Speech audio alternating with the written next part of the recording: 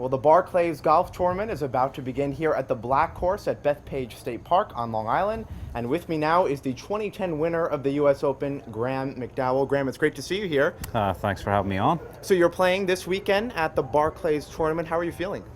Yeah, things are good. I mean, always nice to be playing golf out here in Long Island. Crowds are always fun here.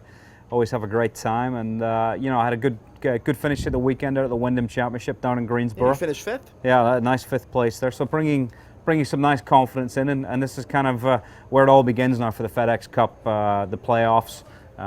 Much more points up for grabs here, and scoring gets pretty volatile. So you have to definitely dig in and play well this week, and looking forward to the challenge. And talk to us about the conditions of the Bethpage Black Course. Obviously, it has a legendary reputation. It's a beautiful day here. What do you like about this course? Yeah, I mean, the rough is up this year. I mean, I played here in 2009 at the U.S. Open. We were here in 2012 for the Barclays. There wasn't quite as much rough in 2012, but they've had some good growing conditions here. Some rain over the weekend, and the rough is pretty thick. So you have to drive it really well here, long and straight. Well, long and straight works everywhere in the world, but long and straight's key here at Bethpage Black, and you just have to play well. It's a really, really tough challenge, and looking forward to it. Now, back in 2010, when you won the U.S. Open, that was at Pebble Beach. Correct. Another legendary golf course. Take us back to that moment. Yeah, I mean, listen, it was special. Anytime you win a major championship, it's a big moment in your career. And Sunday of the U.S. Open is always Father's Day, so I had my dad with me. We were at Pebble Beach, which is one of the most iconic golf courses in the world. And that must have been an incredible sight for him.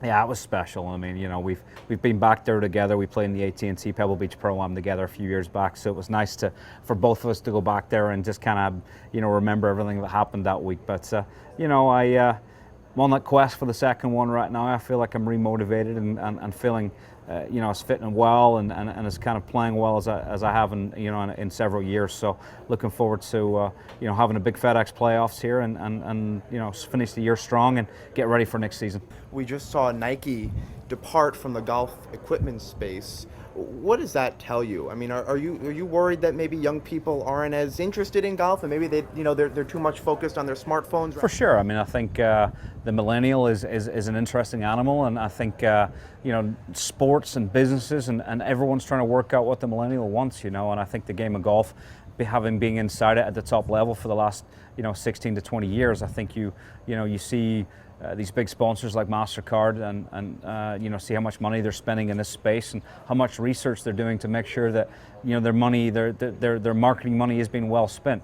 You see a company like Nike pulling the plug on their golf equipment, and you ask yourself, what is going on out there? There's no doubt the game of golf needs to be faster, it needs to be cooler, it needs to be sexier. We need to get the young people involved, and we need to really take the elitism away from the sport a little bit as well. How do you do that? Well, I think there's a lot of smart people in the world, the USGA, PGA of America, R&A. There's a lot of smarter people than me, thankfully, that are driving the game. But I think we're lucky. We got some young, cool, up-and-coming golfers that are really great role models for the sport, and we just gotta believe that the sport is great.